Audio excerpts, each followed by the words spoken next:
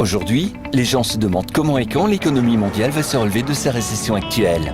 Même si personne ne peut prédire l'avenir, les utilisateurs d'eToro recommandent de rechercher des informations en observant comment les marchés ont réagi aux épidémies précédentes. Par le passé, après une crise initiale due à une épidémie, les marchés ont mis environ 6 mois pour rebondir. Une baisse à court terme avait tendance à être suivie par la poursuite d'une tendance haussière. Par exemple, la grippe porcine a commencé en 2009.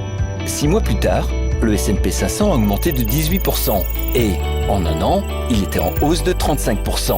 Bien que les rebonds passés ne permettent pas de prédire ce qui va se passer maintenant, ils peuvent faire la lumière sur ce qui pourrait nous attendre. Vous souhaitez obtenir plus d'informations ? Sur eToro, vous pouvez consulter, poser des questions et comparer les stratégies de plus de 10 millions d'utilisateurs du monde entier. Participez à la conversation. Sur eToro, le leader mondial des réseaux de trading social.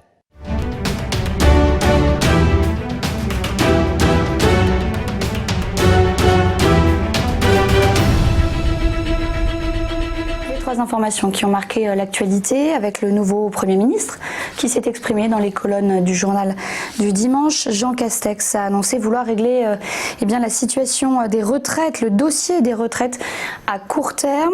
Je cite, des décisions essentielles sont sur la table. L'emploi évidemment qui dans le contexte actuel requiert une mobilisation de tous dans le cadre de la nouvelle donne sociale lancée par le président de la République. Fin de citation. Jean Castex a également annoncé que le soutien aux soignants et à la transformation du système de santé dans le cadre du Ségur qu'il va conclure la semaine prochaine. Sans accord avec les syndicats avant le remaniement ministériel, le gouvernement d'Édouard Philippe avait décidé de prolonger de quelques jours ce Ségur de la santé alors qu'une enveloppe de 7 milliards d'euros est évoquée pour les salaires des soignants. Concernant maintenant les inquiétudes des syndicats pour ce dossier des retraites, le Premier ministre a affirmé vouloir reprendre le dialogue et je cite, dire que réexaminer un sujet, ce n'est pas se renier, c'est montrer notre capacité d'adaptation aux nouvelles circonstances qui sont douloureuses. Voilà pour citer Jean Castex, qui a également défini sa méthode comme un mélange de volontarisme et d'expérience avec le souci de rassembler mais sans consensus mou.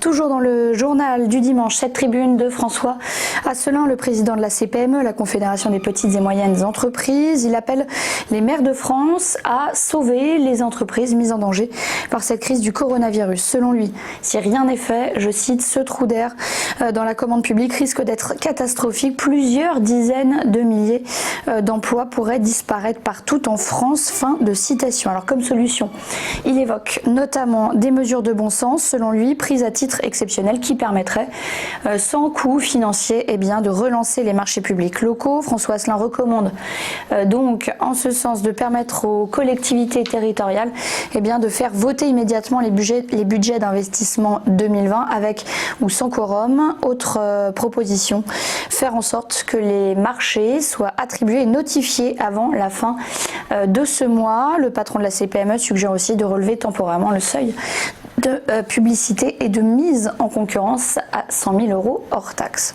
Et puis on termine avec ces déclarations de Christine Lagarde qui s'est exprimée en visioconférence aux rencontres économiques d'Aix en Seine à Paris pour aborder les conséquences de la crise économique en Europe. Selon la présidente de la BCE, celle-ci va changer profondément l'économie mondiale vers plus d'écologie, de numérisation et dans les modes de travail. Dans cette optique, Christine Lagarde estime que l'Europe est en excellente position. Elle voit en cette crise une accélération des transformations qui étaient déjà latentes.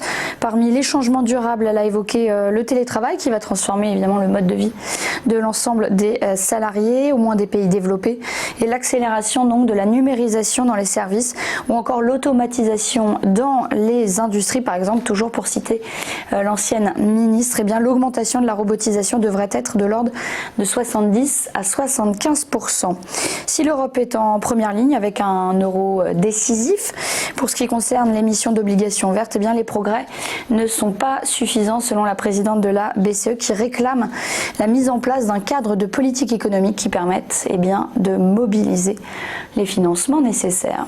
Voilà pour l'essentiel de l'actualité. Petit point sur la bourse avec les principales places européennes qui ont fini la séance en baisse vendredi en l'absence de Wall Street et après avoir grimpé la veille. Le CAC 40 a perdu 0,84%, mais reste au-dessus de la barre des 5000 points. Francfort a perdu 0,64%, Milan 0,81%.